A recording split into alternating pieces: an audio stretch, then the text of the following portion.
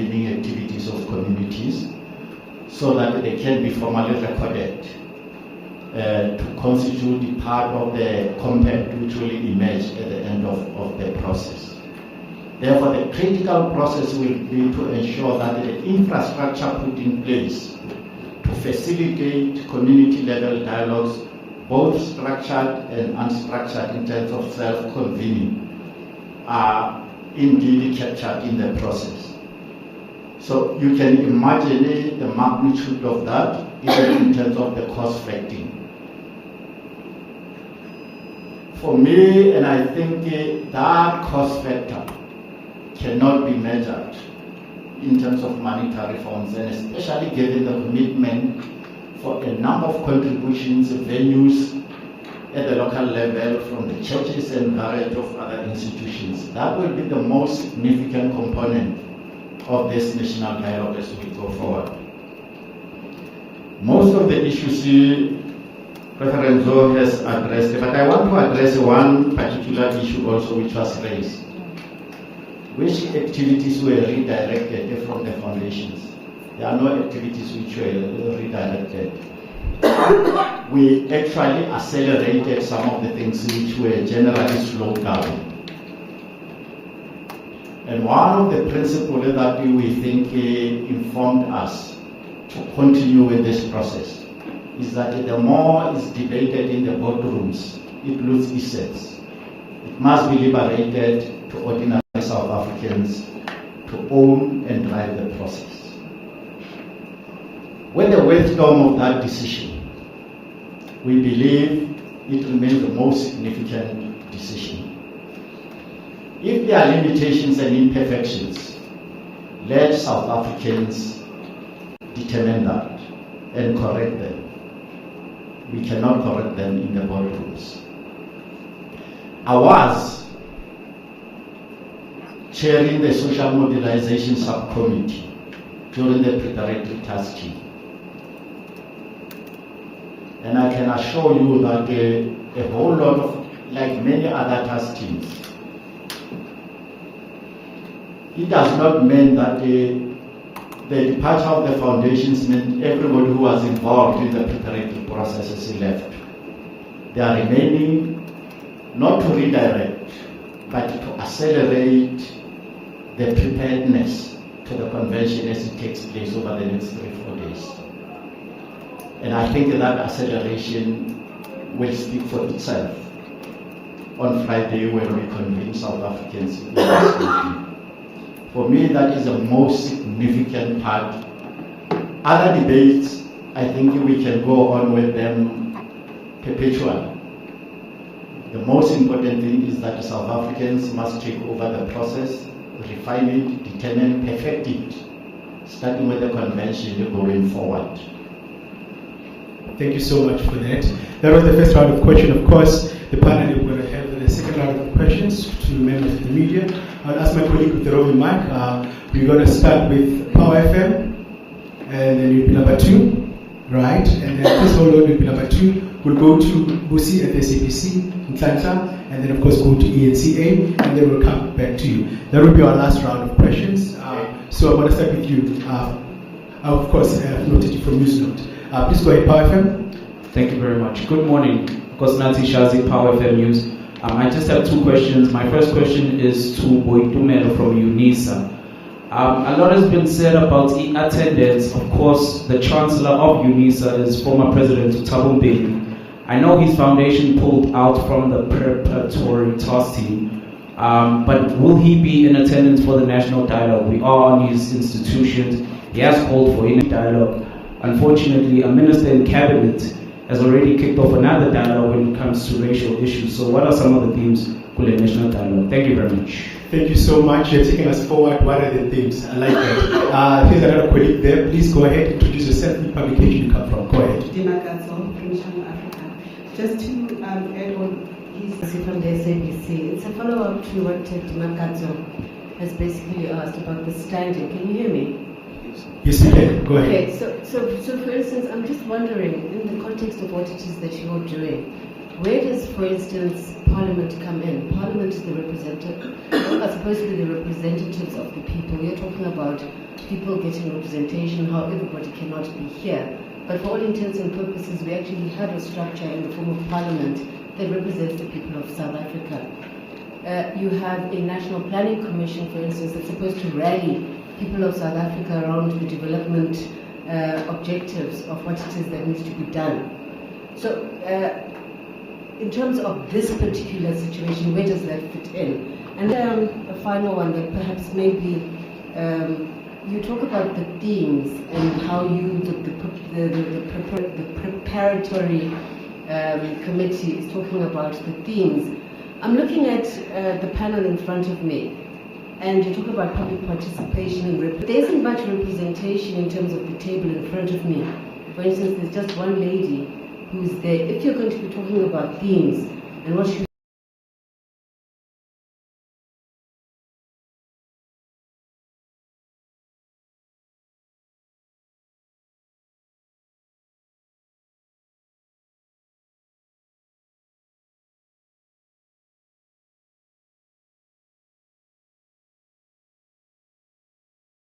think is important, surely you should have people that are just not 7 men in front of us here to give us some kind of confidence about what is going to happen going forward.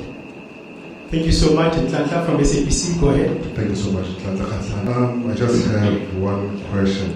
There was a serious outcry in terms of the money that was to be spent for the national dialogue. I'm just curious to know how it was to have this first convention. Thank you so much.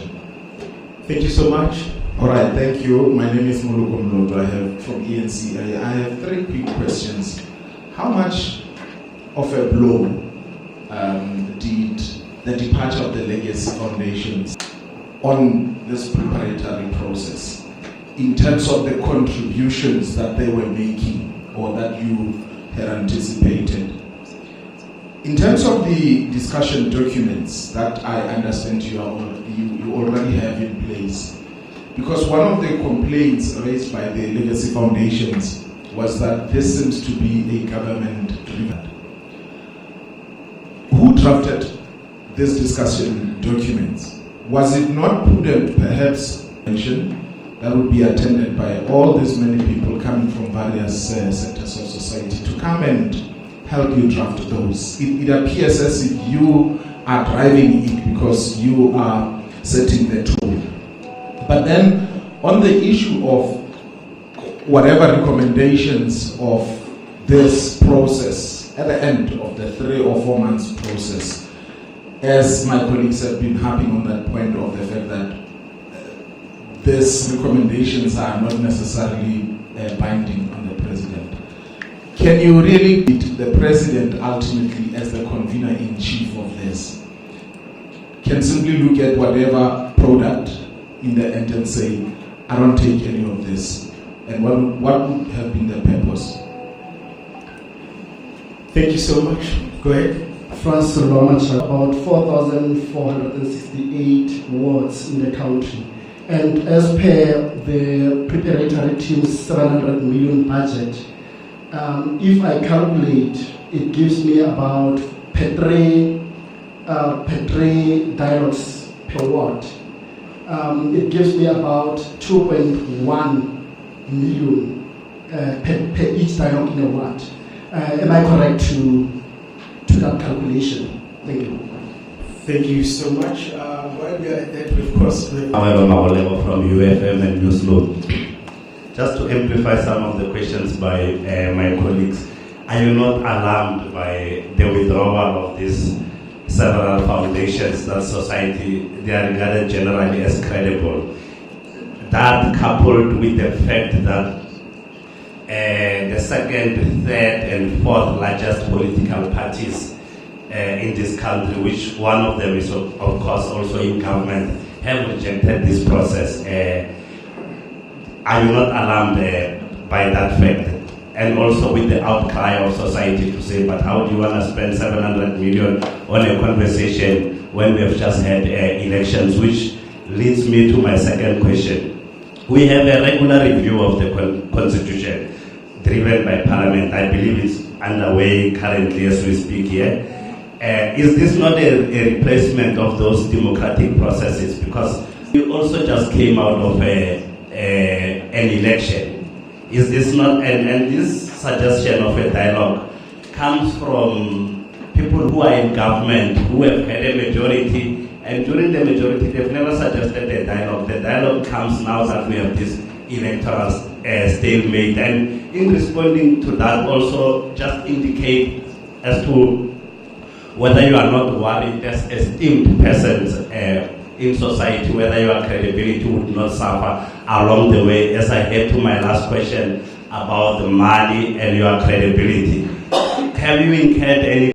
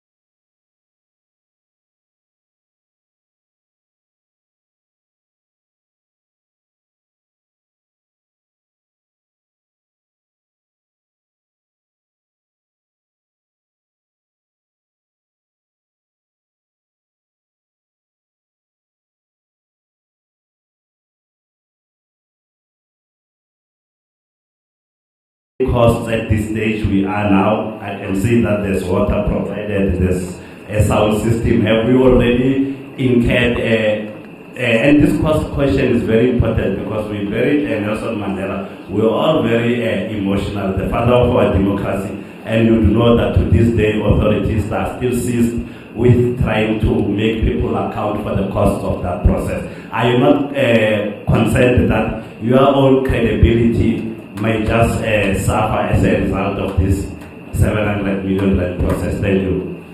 Thank you so much for those questions. We have a question online, of course. The question online is from one of the colleagues there. Basically, I wanted to know, are we going to invite the Operation Tudula, the Human Rights Commission? So if you can then clarify that. Anyone want to take that? Please, pass the mic.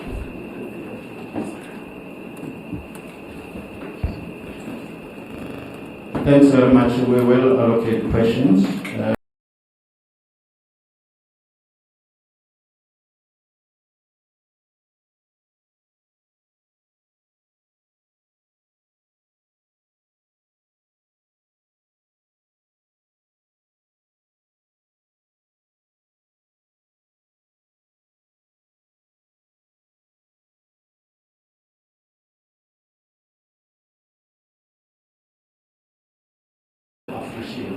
Because I think it's the same question which arises in various forms. Why the national dialogue and what is expected difference will make? That is the central question that we explore. We all agree that South Africa is going through major challenges. The outcome of the elections in 2024, which has been highlighted, is actually one of the symptoms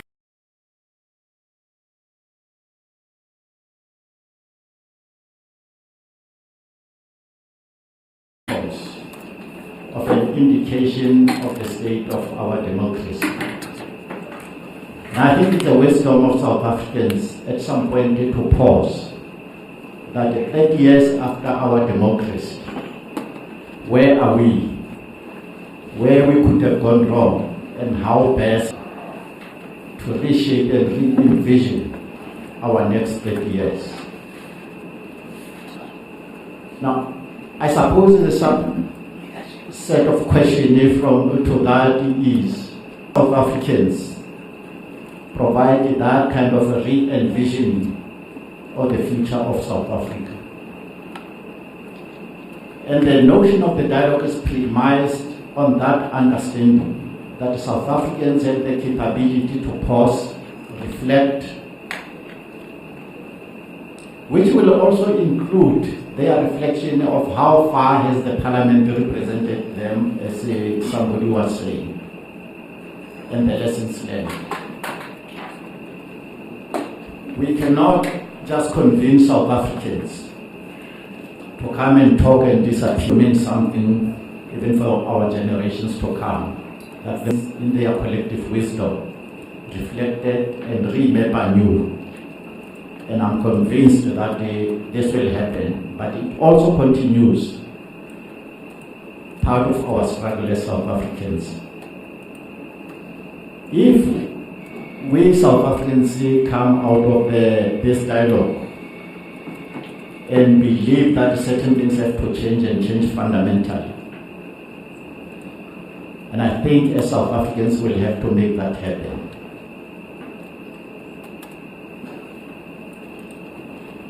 Secondly, I think the issue, and that explains the outcomes we have during this process. And I think by the second convention, South Africans will have declared, be affected and be impactful in our various lives going forward.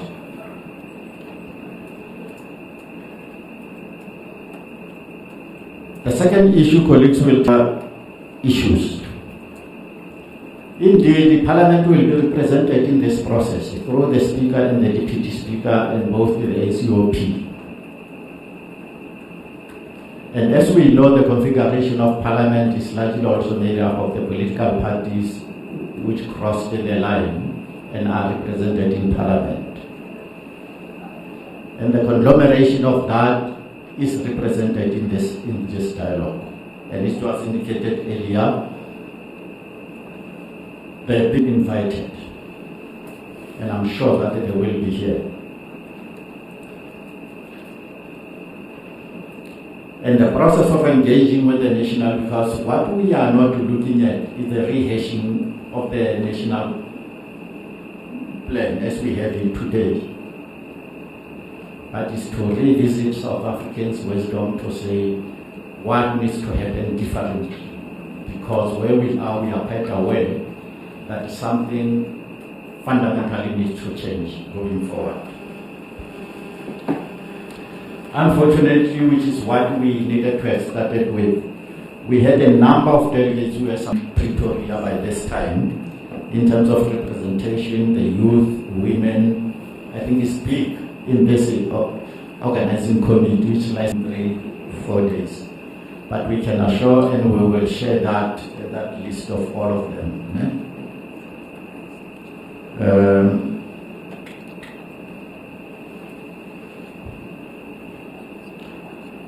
I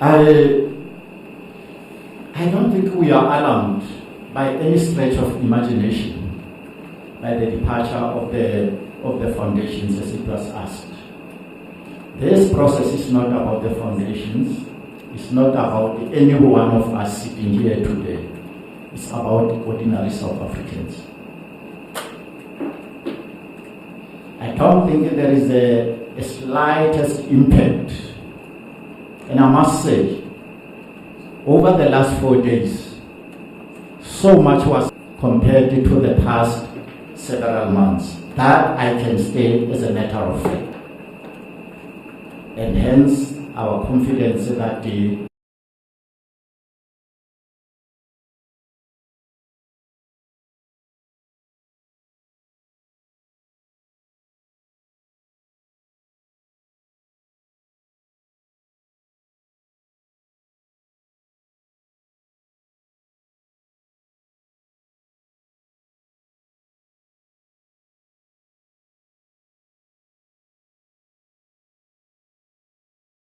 the process going forward, and that will happen.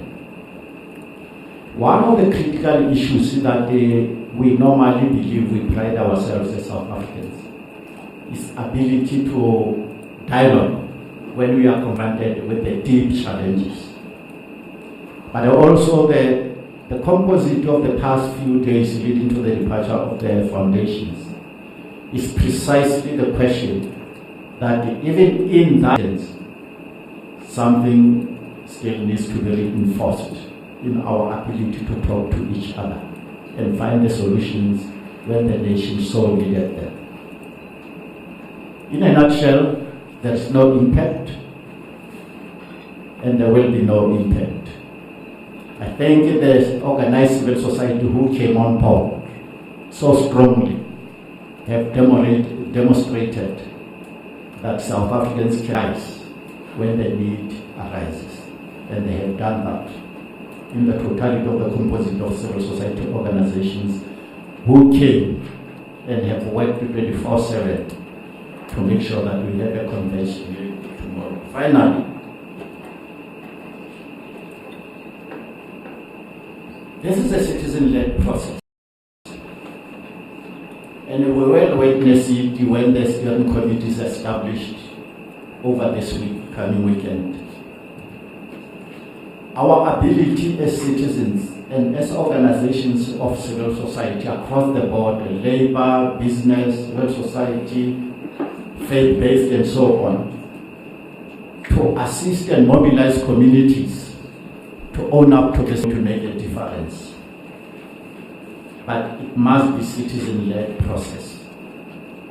And it can only do that if the citizens' leadership drives the process, even on behalf of South Africans and those whom they represent. And that is why the 30-odd sectors will confirm and close off that kind of a debate, that it is indeed citizen-led.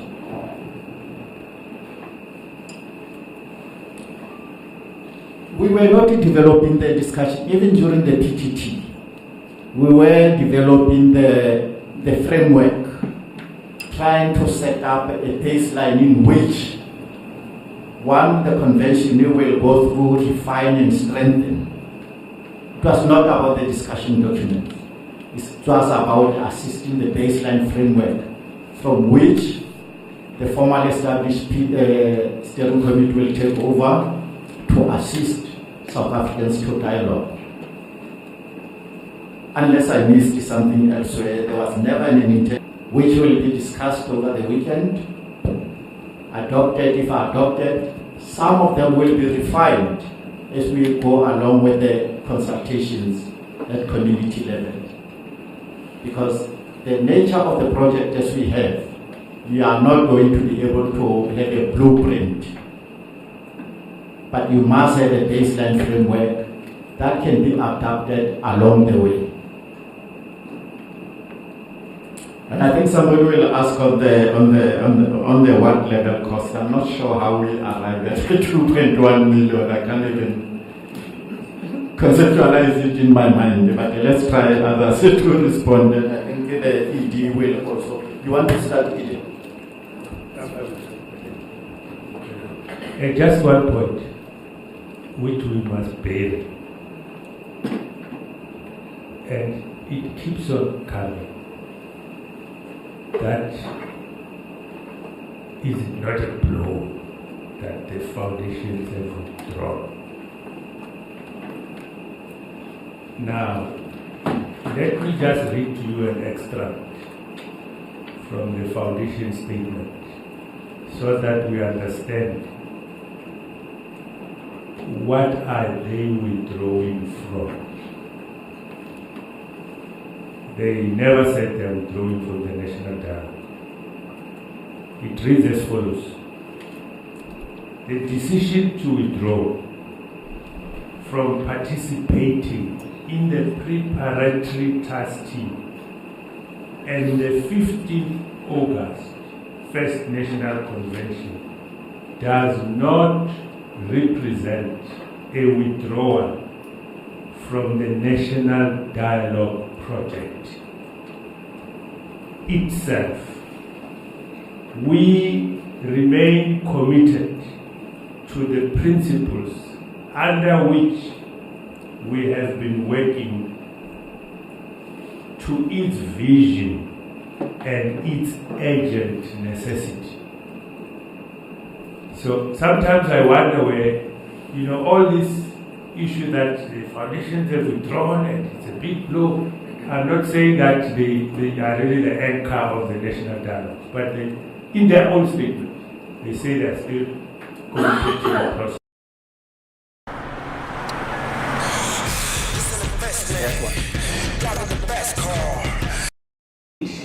With a PTT that the NEDLEC has been appointed as the secretariat for the national dialogue process. For the convention and the national dialogue process, they will be able to receive resources, spend on it in accordance with the PFMA. And I think I'm going to ask the issues about finances, how much we have spent so far, if we have spent anything, there's water. I'm going to refer that to NEDLEC, who is the secretariat. Thank you. I think the first point that should be made is that, as with all public funds, the funds for purpose of the national dialogue are to be spent in line with the applicable legislative framework. And I think even in their statement, the foundations referred to the Public Finance Management Act and related legislation, whether it is for the procurement of goods and services and all of those.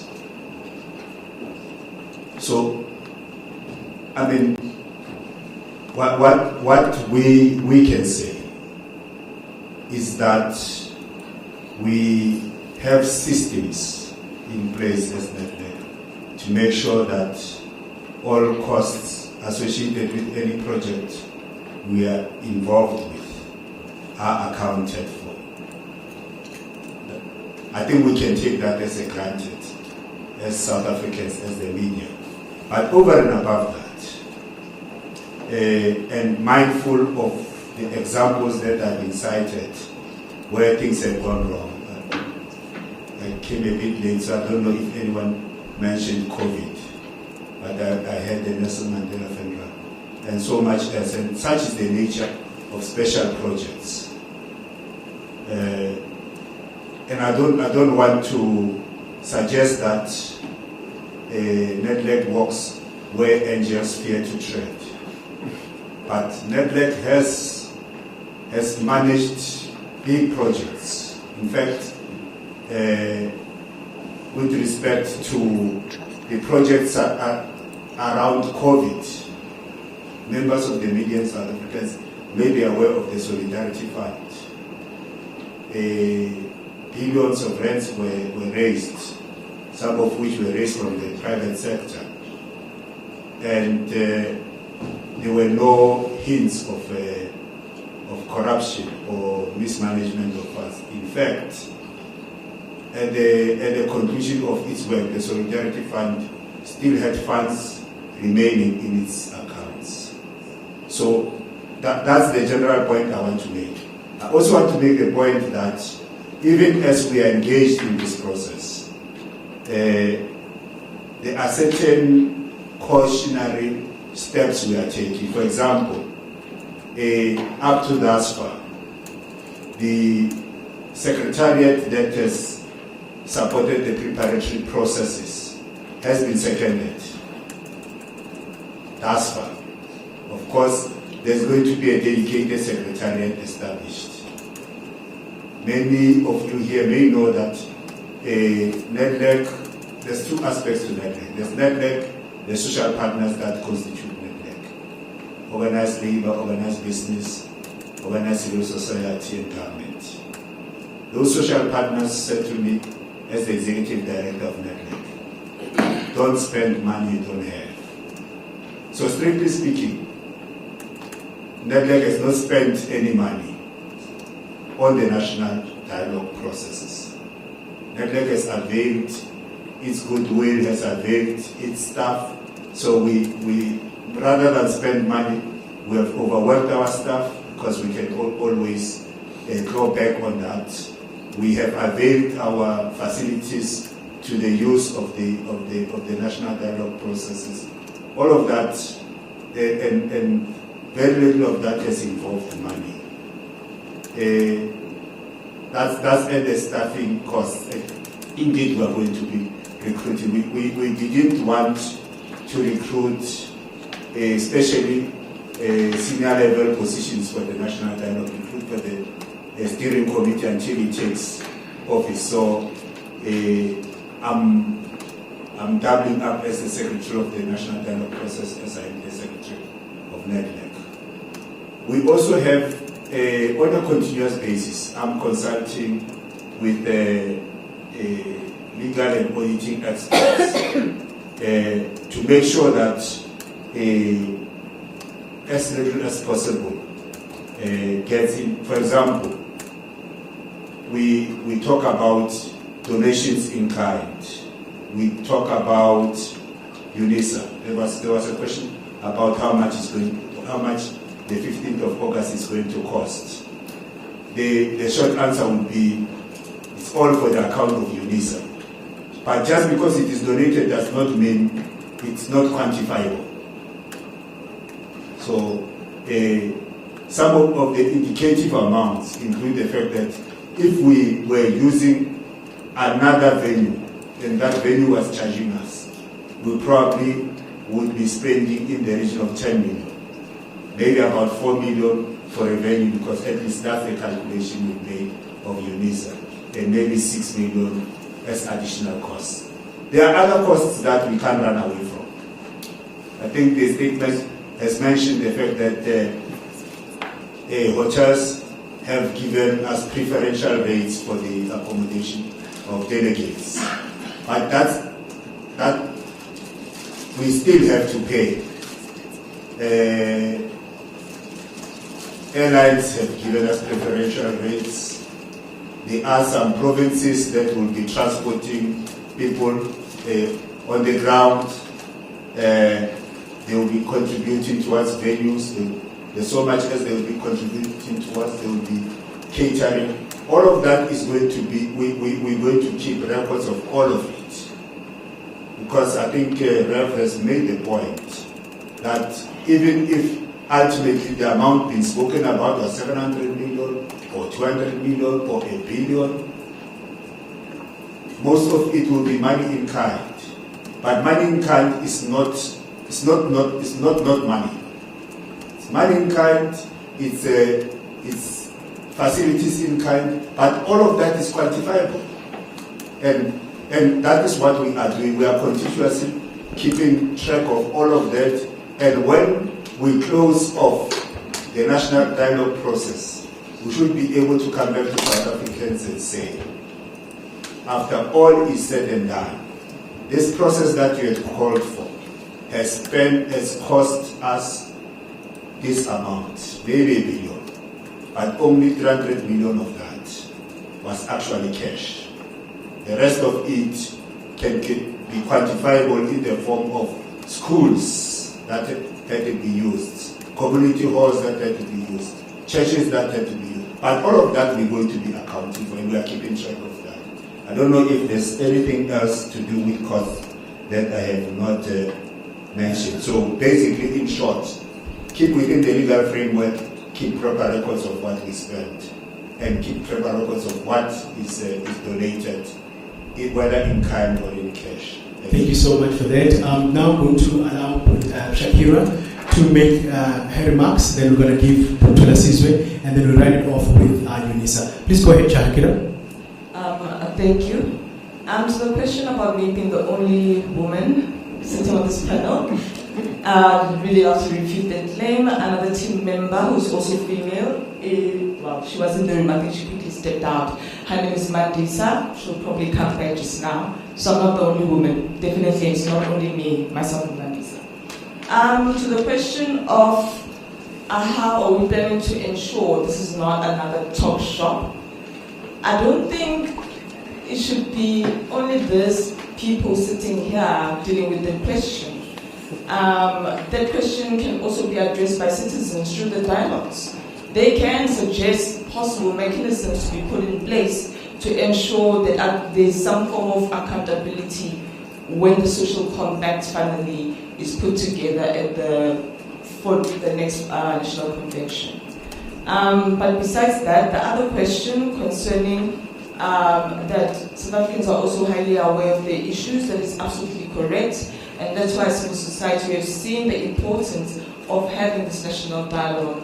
A lot of ordinary citizens in this country have never really participated in any form of public participatory process, and are truly excited at the prospect of being able to have their own insights be taken seriously and at such a high level. And I don't think we should be denying people that right to inform the future of this country, nor deny them the right to put their own accountability mechanisms for the end product, which is supposed to be the social compact. If ordinary South Africans believe that the social compact should then maybe be turned into policy, it's something that the people who receive the final social compact should seriously consider.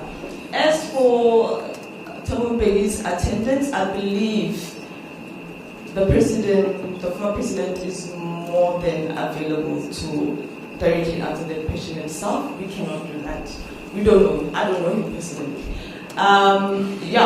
I think I'll stop there. Thank you so much, Shakira. We're going to head over to Tula Sizwe, and then we wrap it up nicely with UNISA, who's hosting us for this convention. Tula Sizwe, greetings once again.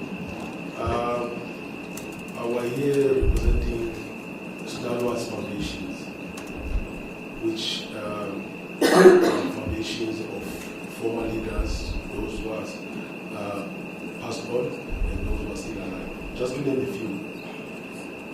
Charles Manyamaka Institute, Dumanogwe Foundation, Moses Kotane Foundation, Sol Sane Foundation, Roni Mwapa Foundation, and many others.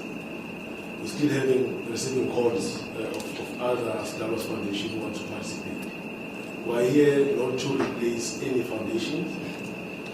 We're here to add value and be active participants in this process, heeding the current call of national dialogues. And as our colleagues have mentioned earlier on, that this is going to be citizen-led. Even us as foundation, we're going to play a role, but also we're going to get more from the people on the ground. So this should be a truly people's-led conversation. So the other thing that maybe is a challenge, the glaring challenge that we're facing as a country, which is unemployment, poverty, and many others, GBV and many others. But how do we then create lasting solutions to fight those challenges?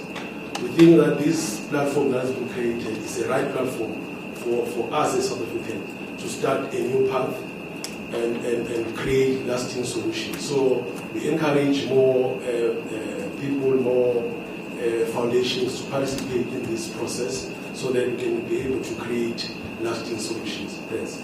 Thank you so much, Prof. You're hosting us for the convention. UNISA, go ahead. Thank you very much. Maybe just to answer a quick question, which I will answer differently, in as far as whether the Vice Chancellor, the Chancellor of UNISA is expected to attend or not. The question will not arise if we move from the premise of our role as UNISA.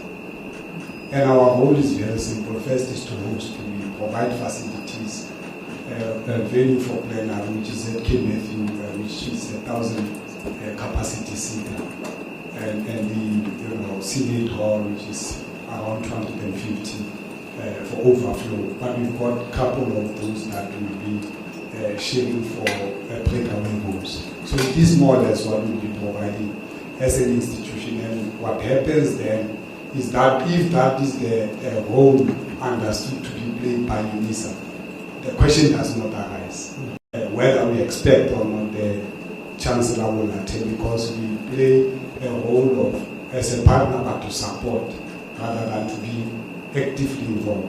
But the second one will be, because other people will ask, but why is UNISA involved? Even bigger than that, why is UNISA spending its resources, sharing its resources in ensuring that the dialogue or the convention is happening? And perhaps it's better if I answer this from the founding documents of Higher Education Act, specifically answering by deducting from the preamble of the Higher Education Act. and I'm deducting, I'm not answering in as in a fashion that I will do if I had to engage elsewhere. One of the mandates is that higher education needs to respond to the needs of the Republic and of the community served by the institution. And maybe the last one, to promote the values which underlie an open and democratic society based on human dignity, equality, and freedom. So that's when we are entering as UNISA. And we are funded by the state in ensuring that we execute this particular mandate. Thank you very much. Thank you so much, Prof. It's clear, members of the media, the train is moving, and of course we'll be having that convention this coming Friday. Quick update to the members of the media: accreditation will be collected on the 14th. We'll issue that advisory. Members of the persons group will be available for media interviews, and of course the spokesperson as well, Mr. Pochoko, will remain for media interviews. And then also, I think in between is just to simply say to all members of the media, South Africans, you've heard it, and of course the dialogue is going ahead in the conversation and convention. Thank you so much for joining us, and those who remain to do interviews, feel free to join us next.